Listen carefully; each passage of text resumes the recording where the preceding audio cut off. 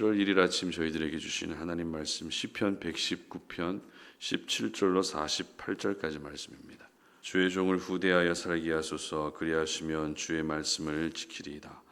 내 눈을 열어서 주의 율법에서 놀라운 것을 보게 하소서. 나는 땅에서 나그네가 되었사오니 주의 계명들을 내게 숨기지 마소서. 주의 규례들을 항상 사모함으로 내 마음이 상하나이다. 교만하여 저주를 받으며 주의 계명들에서 떠나는 자들을 주께서 꾸짖으셨나이다.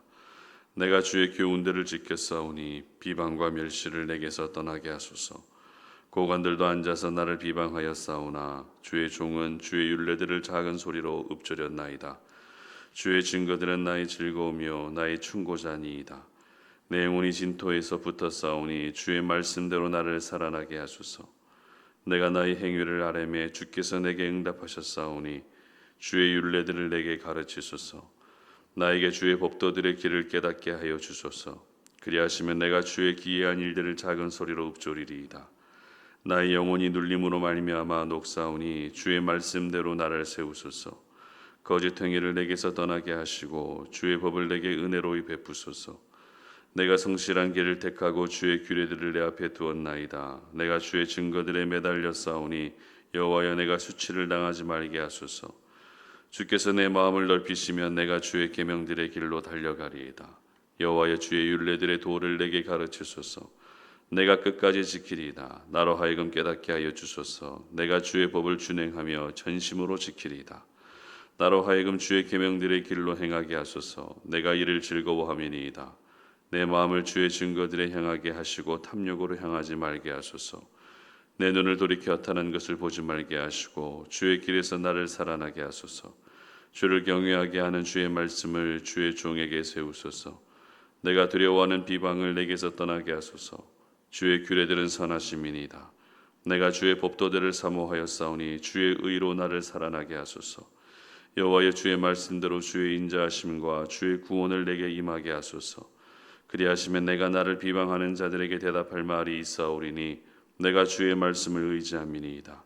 진리의 말씀이 내 입에서 조금도 떠나지 말게 하소서. 내가 주의 규례를 바랐음이니이다. 내가 주의 율법을 항상 지키리이다. 영원히 지키리이다. 내가 주의 법도들을 구하였사오니 자유롭게 걸어갈 것이오며 또 왕들 앞에서 주의 교훈들을 말할 때에 수치를 당하지 아니하겠사오며 내가 사랑하는 주의 계명들을 스스로 즐거워하며 또 내가 사랑하는 주의 계명들을 향하여 내 손을 들고 주의 율례들을 작은 소리로 읊조리리이다. 아멘. 말씀을 사모해야 말씀을 사랑하게 된다라는 제목으로 오늘 아침 말씀 전합니다. 사모하는 것과 사랑하는 것은 비슷하지만 조금 다른 의미를 가지고 있습니다. 사모하는 것은 간절히 그리워하고 원하는 마음을 뜻하고, 사랑하는 것은 상대를 좋아하고 귀하게 여기는 것을 말합니다. 조금 다르게 표현하면 사모하는 것은 가까이 있고 싶은 마음을 말하고, 사랑하는 것은 내가 사랑하는 사람을 위해 살고 싶어지는 마음을 말한다고 볼 수 있습니다. 오늘 저희들이 살펴볼 본문은 시편 119편의 두 번째 단락인 17절부터 48절까지 말씀입니다. 특히 오늘 본문을 구조상으로 볼 때 전반부에 기록된 사모함이라는 표현과 후반부에 기록된 사랑이라는 표현을 주목할 필요가 있습니다. 먼저 20절 보시기 바랍니다. 주의 규례들을 항상 사모함으로 내 마음이 상하나이다. 아멘. 그리고 47절과 48절도 보십시오. 내가 사랑하는 주의 계명들을 스스로 즐거워하며 또 내가 사랑하는 주의 계명들을 향하여 내 손을 들고 주의 율례들을 작은 소리로 읊조리리이다. 아멘. 그러니까 오늘 본문은 사모함으로 시작해서 사랑함으로 끝난다고 볼 수 있는 말씀입니다. 그렇다면 시편 기자가 사모했던 것은 무엇일까요? 그리고 사랑했던 것은 또 무엇일까요? 앞서 읽은 4절에서는 주의 규례들을 사모한다 이렇게 기록하고 있죠. 그리고 47절과 48절에서는 계명들을 사랑한다 이렇게 기록합니다. 규례와 계명은 표현만 다를 뿐 넓게 보면 하나님의 말씀을 의미하는 표현들입니다. 다시 말해 시인은 하나님의 말씀을 사모했고 말씀을 사모하는 그 마음이 말씀을 사랑하는 모습으로 나타났던 것입니다. 사랑이 가지고 있는 힘이 강력하다는 것은 저희들이 모두 다 알고 있는 사실입니다. 부모가 자녀를 사랑하는 마음, 부부 사이에 사랑하는 마음, 친구 사이에 사랑하는 마음, 그리고 내가 하고 있는 일과 그리고 역할을 사랑하는 마음까지 일단 사랑하는 마음이 있으면 최선을 다하게 되어 있고, 사랑하는 마음이 있으면 무엇을 주더라도 아깝지 않습니다. 대표적으로 우리를 향한 하나님의 사랑이 그렇습니다. 저희들을 얼마나 사랑하셨으면 독생자 예수님을 희생시키실 정도였습니다. 이것만 봐도 사랑의 힘이 얼마나 큰지 대단한지 우리는 알 수 있는 것이죠. 이처럼 시인은 말씀을 사랑하게 됐고, 말씀을 사랑할 때 주어지는 은혜도 역시 굉장히 많다는 것을 알게 됐다는 것입니다. 특별히 말씀을 사랑하는 사람에게서 나타나는 자연스러운 현상은 말씀을 작은 소리로 읊조리게 된다는 것인데요. 23절 보시기 바랍니다. 고관들도 앉아서 나를 비방하여 싸우나 주의 종은 주의 율례들을 작은 소리로 읊조렸나이다. 아멘. 작은 소리로 읊조린다는 표현이 시편 119편 전체에서 모두 6번이 나오는데, 그 중에 오늘 본문에만 3번이 집중되어 있을 만큼 말씀을 사랑할 때 나타나는 자연스러운 모습이 바로 작은 소리로 그 말씀을 항상 읊조리게 된다는 것입니다. 그렇다면 작은 소리로 읊조린다는 것은 또 무엇을 말할까요? 작은 소리로 읊조리는 것은 묵상하는 것을 말합니다. 우리는 말씀을 대할 때 여러 가지 방법을 통해서 말씀을 대할 수 있습니다. 대표적으로 말씀을 듣고 읽는 방법입니다. 그런데 하나님의 말씀의 깊이를 경험하고 하나님의 말씀을 내게 주시는 말씀으로 소화시키기 위해서 필요한 것이 바로 묵상입니다. 말씀을 듣고 읽는 것도 물론 중요합니다. 그러나 그것만으로는 부족합니다. 말씀을 들었다면 들은 말씀을 계속 묵상해야 되고, 말씀을 읽었다면 읽은 것으로 끝내는 것이 아니라 읽은 말씀을 항상 묵상할 때 말씀 속에 담겨진 참된 진리와 하나님을 발견하게 되는 것입니다. 바로 이러한 묵상을 가능케 하는 힘이 말씀을 사랑하는 데서 나오는 것입니다. 쉬운 예로 사랑하는 사람이 생기면 어떻습니까? 그 사람을 항상 생각하게 되죠. 밤이나 낮이나 내가 사랑하는 그 사람을 생각하게 됩니다. 마찬가지입니다. 말씀을 사랑하게 되면 말씀을 밤이나 낮이나 묵상하게 되는 겁니다. 그리고 말씀 속에서 살아계신 하나님을 더 사랑하게 되는 것입니다. 특별히 말씀을 사랑하기 위해서 먼저 갖추어야 될 자세가 있습니다. 그것이 바로 말씀을 사모하는 것입니다. 사모한다는 것은 앞서 말씀드린 것처럼 간절하게 그리워하고 가까이 하고 싶어하는 마음을 의미한다고 말씀드렸습니다. 그러니까 말씀을 사모하는 것이란 말씀을 가까이 두고 싶어하는 마음을 뜻하겠죠. 말씀이 들려오는 예배의 자리를 항상 내가 좋아하는 겁니다. 말씀을 읽는 시간이 기대가 될 만큼 말씀을 생각만 해도 좋아하게 되는 것이 바로 말씀을 사모하게 되는 것입니다. 그런데 솔직히 말씀이 좋긴 한데 그 말씀이 지루하고 따분하게 다가올 때가 있다는 것이죠. 내가 잘 알고 있는 말씀이 나오면 굉장히 집중합니다.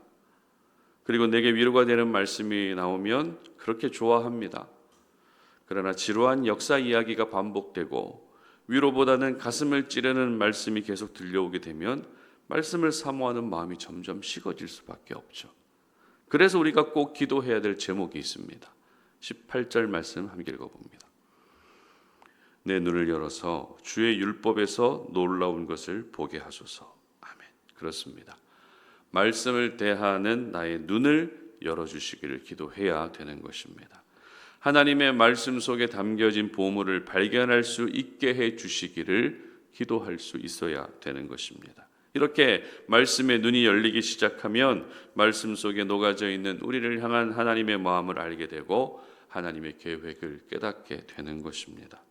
우리를 절대 버리지 않으시는 끝없는 하나님의 사랑을 발견하게 되는 겁니다. 그리고 나도 역시 하나님을 사랑하고 말씀을 사랑하겠다는 귀한 고백이 나오게 되는 것입니다. 그런데 오늘 시인은 하나님의 말씀을 사모함으로 내 마음이 상한다는 왠지 앞뒤가 맞지 않는 고백을 20절에서 하고 있는데요.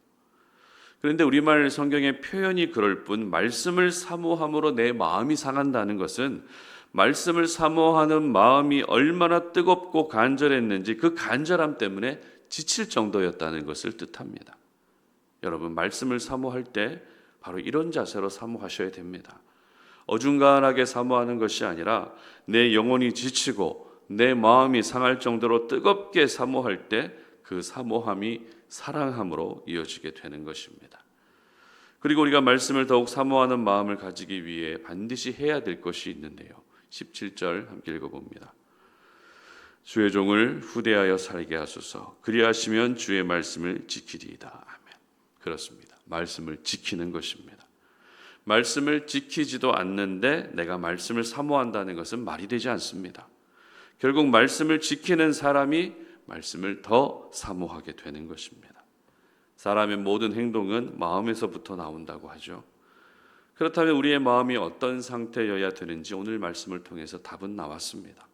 말씀을 사모하는 마음을 가지시길 바랍니다. 그리고 말씀을 사모하는 그 마음이 말씀을 사랑하는 마음으로 이어질 수 있게 하시기를 바랍니다. 이 마음을 가지고 있어야 말씀에 대한 경외함이 생기고 말씀에 대한 소중함이 생기는 것입니다. 말씀은 단순한 역사책이 아닙니다. 말씀은 인생의 교훈을 기록하고 있는 그런 교훈집도 아닙니다. 말씀은 하나님 그 자체이며 말씀은 이 세상에 하나밖에 없는 진리입니다. 우리가 가장 사모해야 될 진리가 바로 하나님의 말씀인 것입니다. 바라기는 신앙생활 하면 할수록 말씀을 사모하는 마음이 더 뜨거워질 수 있었으면 좋겠습니다. 말씀을 사랑하는 마음이 또 뜨거워질 수 있었으면 좋겠습니다. 말씀을 작은 소리로 읊조리는 묵상의 삶이 내 인생의 거룩한 습관이 될 수 있었으면 좋겠습니다. 오늘도 우리 하나님은 말씀으로 우리에게 다가오십니다. 말씀으로 하나님 자신을 나타내시고 말씀으로 우리와 함께 주십니다. 말씀은 세대를 불문하고 환경을 뛰어넘어 모든 사람들에게 역사하게 되어 있습니다. 다만 말씀을 사모하고 말씀을 사랑하는 사람에게 이와 같은 은혜가 임한다는 것을 기억하셔서 여러분 모두가 말씀을 통해 주어지는 은혜와 축복을 모두 경험하는 저와 여러분 되시기를 주님의 이름으로 축복합니다. 함께 기도하겠습니다. 하나님 감사합니다. 오늘도 우리가 주님의 거룩한 말씀 앞에 우리의 모습을 돌아봅니다.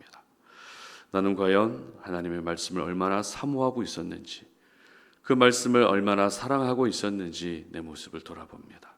하나님, 우리가 말씀 속에 비춰져 있는, 말씀 속에 담겨져 있는 하나님의 뜻과 계획을 발견하기 위하여 거룩한 말씀을 더 사모하는 마음을 주시고, 그 말씀이 사모하는 마음에서 그치는 것이 아니라 사랑하는 마음으로까지 이어질 수 있도록 도와주시옵소서. 늘 말씀을 작은 소리로 읊조릴 수 있게 하시고 말씀을 통한 진리를 깨달을 수 있도록 도와주시고 우리의 삶 속에서 말씀이 내 인생의 중요한 기준이 되고 가치가 될 수 있도록 도와주시옵소서. 감사드리며 예수님의 이름으로 기도드립니다.